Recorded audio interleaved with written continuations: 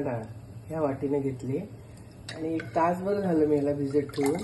त्यामुळे ही चांगली थोडीशी नरम होते ना, म्हणजे चटकन शिजेल. आणि हे एवढं पाणी घातलेलं आहे, जसं आपण भाताला घालतो ना तसं ठेवायचं, कारण जास्त घातलं तर ते ओतू जाणार. आणि म्हणून हे 2 शिट्ट्या करून घ्यायच्या कुकरमध्ये ह्याला. आता मी शिजत ठेवते, कुकर चालू करते. गॅस, हा गॅस चालू झालाय. शिजले 2 शिट्ट्या करून घ्यायच्या. आता ही डाळ शिजलेली आहे, म्हणजे आता बघा 2 शिट्ट्यामध्ये चांगली शिजली. जर आपल्याला एखादी डाळीची क्वालिटी चांगली नसते, 2 शिट्टीमध्ये जर काही नाही शिजली तर थोडी आपण कुकर उघडून नंतर पण शिजवून घेऊ शकतो. तर ही बघा, ही अशी चांगली शिजलेली आहे. आता ह्याचं पाणी काढून घ्यायचं आपण. शिजलेलं हे पाणी आहे ना, हे काढून घेतलं. आपण ह्याच्यात अजून ऍड करायचं आहे, ते नंतर दाखवते. आणि हे शिजलेली डाळ ही आता ही पुरणासाठी चांगली शिजली. आता ही शिजलेली डाळ ऍक्च्युली गरम गरम वाटली तर चटकन होते, तरी सुद्धा ही थोडी गरमच आहे, एकदम नाही गरम वाटायची. आणि हे असं बारीक वाटून घ्यायचं. कसले तांब्या घ्या किंवा ग्लास घ्या, हे असं वाटलं जातं छान.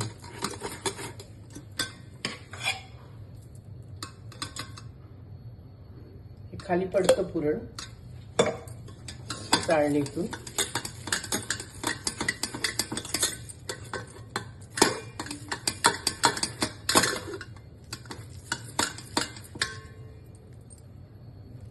मध्ये मध्ये ह्याला जे चिकटतं ना, आपण काढून घ्यायचं, ते पडणार आहे. गॅस चालू आहे आणि ह्याच्यामध्ये ह्या 4 वाटी डाळ घेतली होती ना, मग हे 3 वाटी गूळ आहे बारीक केलेला, आणि ही अर्धी वाटी साखर घालते मी. तर 3 वाटीने जरा थोडं कमी पडेल ह्याला. 3 वाटी गूळ आणि अर्धी वाटी साखर. आणि त्याच्यामध्ये हे थोडं लोणी घालायचं, म्हणजे कसं त्याला चांगला खमंग, जे असं बेसनच्या लाडूसारखी चव लागते ह्याला पुरणाला. तर साधारणतः 100 ग्रॅम लोणी घातलं मी ह्याच्यात. 100 नसेल, 50 ग्राम असेल. 50 ग्राम लोणी घातलं आणि ह्याला चांगलं आता पाणी सुटेल. हे हलवत राहायचं चांगलं, म्हणजे हे थोड्या वेळानं पुरण होईल.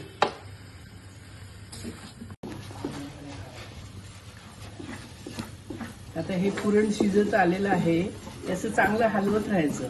हे तर खालून लागणार, कारण ही मोठं घमेलं घेतलं, कारण ते हलवायला आणि शिजायला लवकर म्हणजे लवकर होतं हे सगळं. बारक्या भांड्यात घातलं तर ते शिजायला वेळ, म्हणजे असं घट्ट व्हायला वेळ लागतो. त्यामुळे मी मुद्दामच ही मोठी कढई घेतली आणि गॅस पण मोठा ठेवलाय. फक्त हे हलवत राहायचं, नाही तर ते खालून लागतं. तर त्याच्यात बटर मी घातलेलं आहे थोडं, त्यामुळे ते जास्त लागणार नाही आणि मस्त होणार आहे ते, म्हणजे असं पेड्यासारखाच गोळा होणार आहे. अजून थोडं व्हायचंच आहे. हे सुटलं की झालं म्हणायचं. आता हे पुरण झालेलं आहे, कारण कसं होतं, हे असं सोडतं कढई. आता हे काढून घ्यायचं. हे कसं जास्त पातळ बितळ राहिलं ना, मग आपला पुरणाचा गोळा चांगला होत नाही, जो आपल्याला पोळी पिठामध्ये घालायचा असतो. म्हणून थोडंसं हे असं सुटलं पाहिजे हे पुरण. अजूनही 1 मिनिट करते हळू गॅसवर, छोट्या कमी गॅसवर. मग हे झालं, मग ह्याला एका बाउलमध्ये काढून ठेवायचं. पुरण झालेलं आहे, एका बाउलमध्ये ठेवलंय. आता त्याच्या पोळ्या बनवताना छोटा छोटा हा असा गोळा होतो, पुरणामध्ये घालता येतो चांगला. आता पुरणाच्या पिठासाठी ह्या मी एक बारीक, म्हणजे जेवढे आपण डाळ घेतली जे वाटी, त्या वाटीनंच 1 वाटी रवा, बारीक रवा. त्याच्यामध्ये हे पाणी ओतून ठेवायचं ह्याच्या लेवलला, म्हणजे कसं होईल, हे असं भिजेल. हा रवा चांगला भिजला ना, मग त्याच्यामध्ये पीठ घालायचं. रवा घातला म्हणजे काय होतं की पोळी छान नरम होते. हे असं मी पाणी घालून भिजवून ठेवते, याच्या बरोबरीनं पाणी फुगून येईल थोड्या वेळाने. मग त्याच्यानंतर पीठ घालायचं त्याच्यामध्ये. भिजवलेला रवा एकदम नरम झाला, ह्याला 1 तास 1.5 तास झाला भिजवून. तर हा चांगला सॉफ्ट झालेला आहे. तर ह्याच्यात मी अर्धी वाटी मैदा घालते. जर 1 वाटी रवा घातला होता, अर्धी वाटी मैदा घालते, म्हणजे कशी पोळी फुटत नाही ह्या सगळ्या दोन्ही वस्तूमुळे. हे चांगलं मिक्स करून घ्यायचं. आता मीठ घालायचं थोडं चवीप्रमाणे. हे चांगलं मिक्स करून घ्यायचं असं.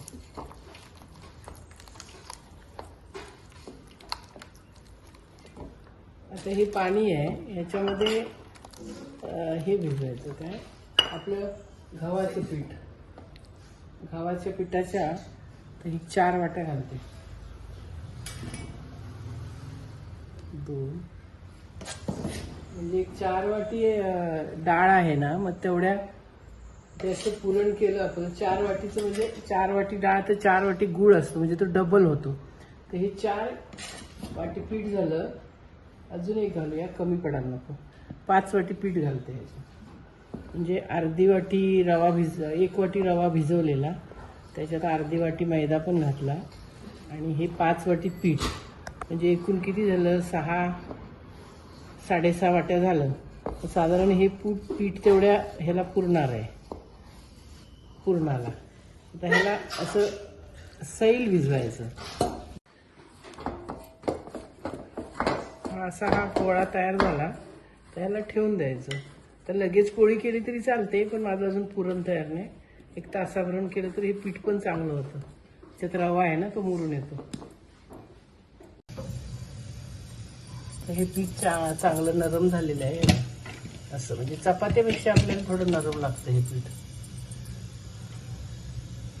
आता हा असा गोळा करून घ्यायचा. आपल्याला असं नाही करता आलं तर लाटून सुद्धा करू शकता पुरीसारखं. आणि ह्याच्यामध्ये असा गोळा करून हा असा भरायचा.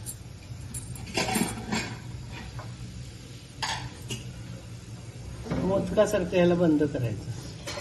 बंद केल्यानंतर हे असं करून त्याचं थोडंसं आपण हातानं असं मोठं करून घ्यायचं. म्हणजे ते आता फुटणार तर नाहीच आहे, कारण त्या पिठात असं चांगलं मटेरियल गेलेलं आहे. तर मी तवा तापत ठेवलेला आहे, थोडा कमी करते गॅस. बघा ही पोळी कशी न फुटता अजिबात छान होते. आता त्याला थोडंसं तूप लावून घ्यायचं, म्हणजे कसं त्याला घातलेला तवा आहे ना, तूप आधी जरा लावून घेते.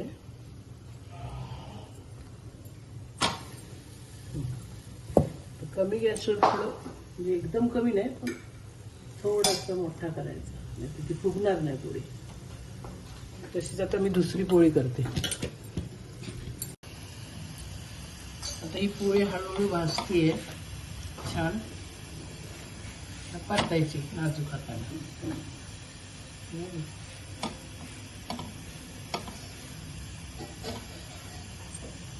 हळूहळू फुगायला लागली.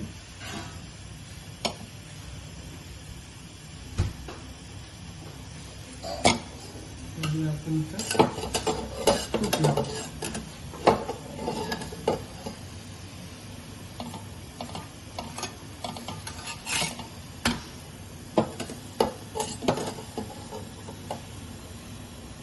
छान तूप लावलं की पोळी खमंग होते, पूर्ण फुगली. पोळीला तूपच भरपूर लागतं, तरच त्या पोळीची चव चांगली लागते. छान खरपून भाजून घ्यायची, मग चव चांगली लागते. ही पण झालेली आहे पोळी. आता मी देवाला नैवेद्य दाखवून त्या 2 पोळ्यांचा. आता पूर्ण स्वयंपाक, आज पोळा आहे नेमका, त्याच्यासाठीच पोळ्या केलेल्या आहेत. तर हा पूर्ण स्वयंपाक झालेला आहे. आता ही पोळी, पुरणपोळी, सार, भात, देवाला 2 नैवेद्य लागतात आपल्या घरच्या, म्हणून हे 2 भाताच्या मुद्या, 2 पोळ्या, 2 ठिकाणी भाज्या, पापड 2 ठिकाणी, भजी 2 ठिकाणी, आणि ही कोशिंबीर 2 ठिकाणी, आणि हे दूध पोळीला, आणि याच्यावरती भरपूर तूप घातलेलं आहे. देव पण भरपूर प्रसन्न होऊन जेवणार आहे. तर हा नैवेद्य आम्ही देवाला दाखवतो.